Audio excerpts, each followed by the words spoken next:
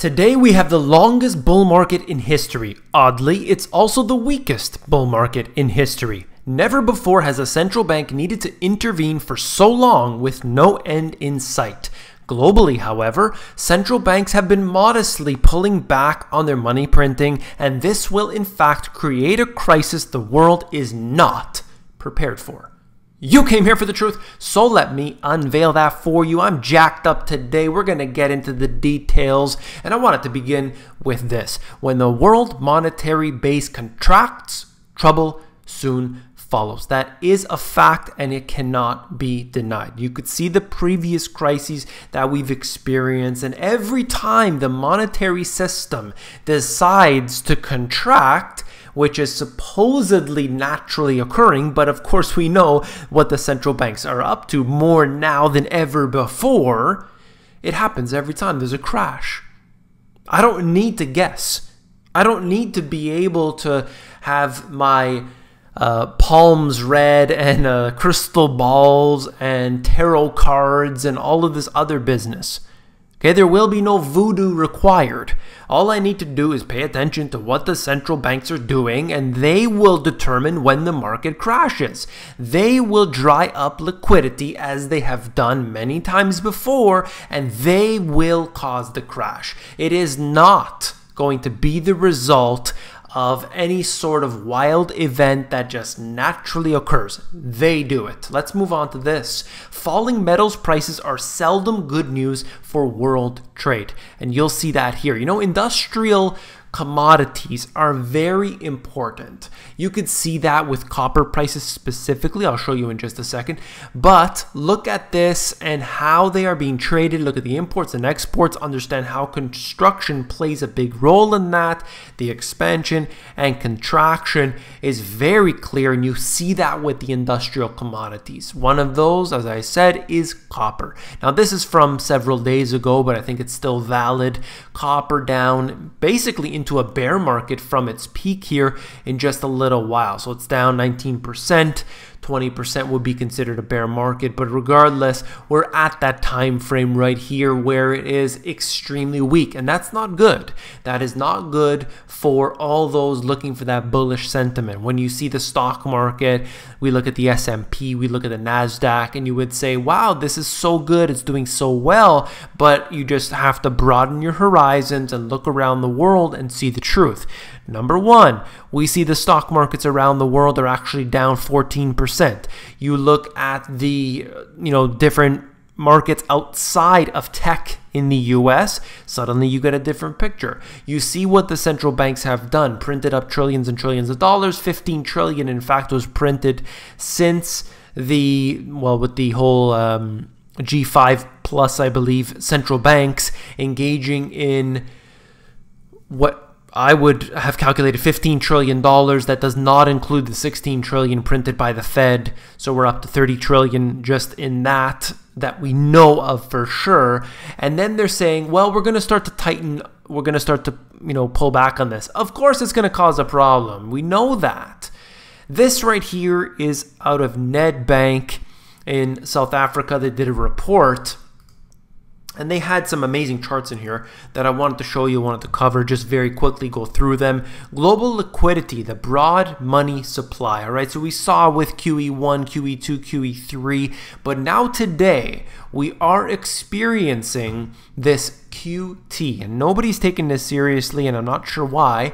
However, the markets have already begun to price this in globally. We haven't seen that occurring yet in the tech stocks in the US, but surely they will have to follow the remainder. Now, on the right-hand side, they're going to give you all the details if you want to pause the video and read it for yourself. But essentially, you've heard me talk about this countless times. All right? Now, looking at this, real-time velocity of money. The velocity of money is incredibly important. I cover this very consistently. You can see with velocity of money, that is able to determine how often the money is changing hands. Once again, as I've explained before, you earn $1 from your work. You take that dollar, you bring it to the store to buy something with that. It goes in the cash register. From that cash register, it then brings out to the next person. That next person takes it and spends it over there, and then it goes back into his pocket. market, and so on. Okay, that money's moving. It's currency. That means it needs to remain in a whole flow. It needs to have a current. Okay, it's moving. As soon as it goes on a standstill, the whole financial system collapses. That's what occurs. So that's why they want to incentivize people to spend their money. They don't want them to go out and have this whole savings in the bank. That's not good. They want you spending it. So they bring the interest rates down very low, forcing you to get out there. You're going to look into the stock market. You're going to look into bonds. You're going to look into real estate. You're going to be spending that money at the store because saving it in the bank isn't going to do you any good. This is what's occurring today, and you can see that with all the previous issues that we've had before. That has been a problem. All right, then we look at this. Financialization, global equity market cap as a percentage of the global GDP. Yes, in fact, we're at the history record today. It doesn't matter anymore. Nobody really cares because you can see that today as a percentage of the GDP. I mean, the GDP is a fake number to begin with, but looking at it, I mean, it's terrible. It's truly terrible to see how bad the numbers really are. Even when you see all of this that has occurred, okay?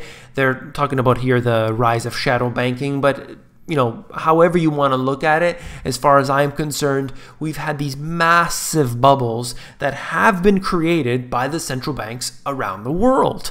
And no matter if I look at it on a GDP scale or just nominally, it is just off the charts, all right?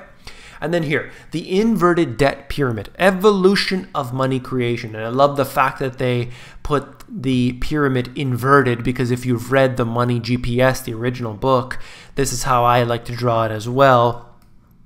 I did a little different, of course, but I still put derivatives at the top, and then fractional reserve banking here, and then real money here. So that's kind of the way I did it in mine, but they're breaking it down here: derivatives, then shadow banking, securitizations, dollars, debt, non-US entities, broad money, and power money. So the way that it just continues to get worse as you go up the pyramid.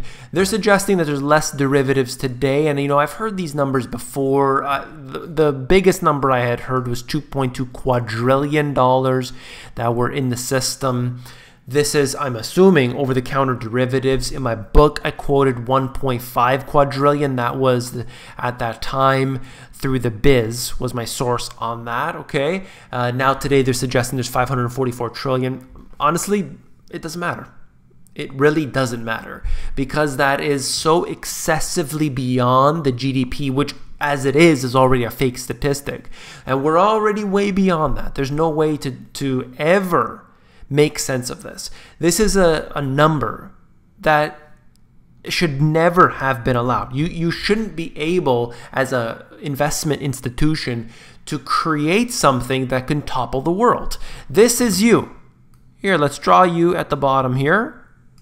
All right, okay. And you have to carry this. Perfect drawing. I'm an artist, by the way. So you are carrying that. Can you lift $544 trillion worth of derivatives? No, of course not.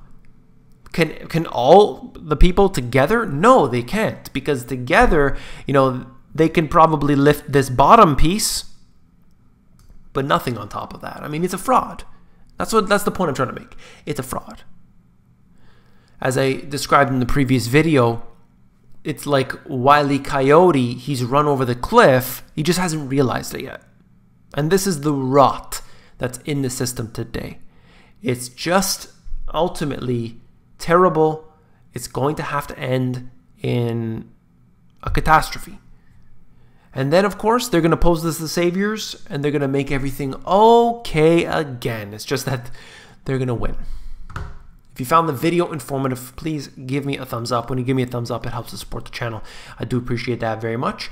And if you want the financial education that was not taught to you in schools, these two books have it all. You can get the foundation, the history, the asset classes, everything you need to know in the Money GPS. And then I filled in the blanks with global economic collapse, talking about other issues that are familiar, but I also get into reducing your debt, your tax incentives, and so on. So you can get that at the link in the description below, but if you're more interested in the audiobook version, you can get this at themoneygps.com.